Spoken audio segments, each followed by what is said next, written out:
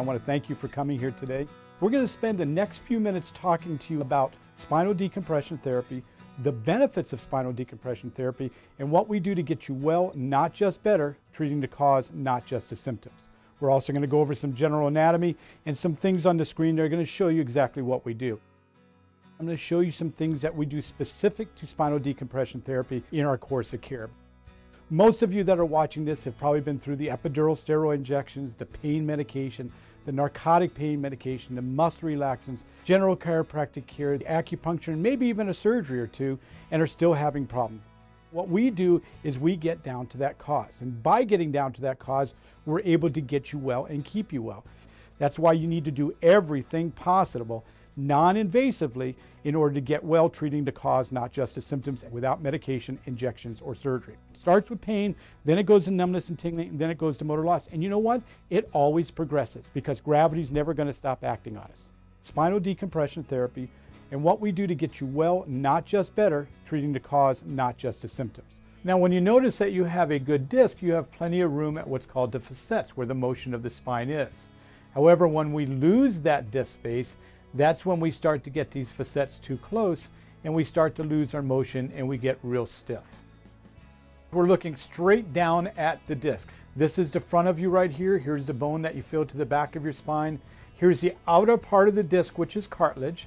And here's the center liquid gel portion. And we can see how that liquid gel portion is sitting on that nerve and stenosing or occluding that nerve, not giving us enough room for that nerve to exit. If we look over here, this is a nice big area for that nerve to exit. So if you have problems or pain on both sides, this would be on both sides, whereas this one is showing a left greater than right.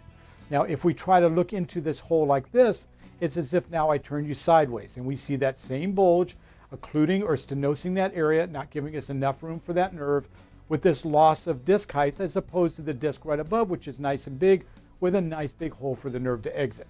Now, we must remember that these discs are grown into the tops and bottoms of each of these vertebrae.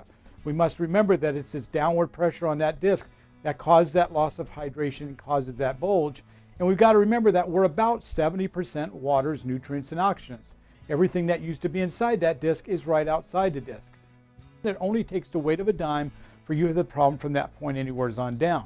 So what we do is we tell the computer to distract this individual vertebra this way, and to distract this individual vertebra this way. And in doing so, this creates a negative pressure inside that disc, which allows for these waters, nutrients, and oxygens to vacuum back inside the disc. It allows for these protrusions or herniations to vacuum back inside the disc, now giving us a nice big area for the nerve to exit.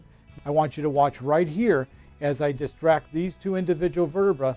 The disc material starts to vacuum back in, starts to take the pressure off the nerve, gives us more fluid inside the disc, now giving us a nice big area for the nerve to exit. If I want that L5-S1, our table is going to create an exact angle to get to that L5-S1. If I need an L4-05, we set the computer, it changes the angle to isolate that one. If I need an L3-04, it changes the angle to get to that one disc so that we can isolate that one disc and only one disc to create that negative pressure. That in itself is what we're doing to treat the cause. You've got to try non-invasive procedures. You can't mask the symptoms. You can't go after something that's going to just give you a temporary relief. We work to get you well, not just better. We work to treat the cause, not just the symptoms. And when you meet with your doctor after I finish, they're going to also tell you what we do to give you all the assurity possible that we not only get you well, but we give you the opportunity to stay well. I want to thank you for the time that you spent with me. You're next going to go see your doctor, who's going to go over your individual x-rays and your individual condition with you and prescribe a course of care to get you well, not just better.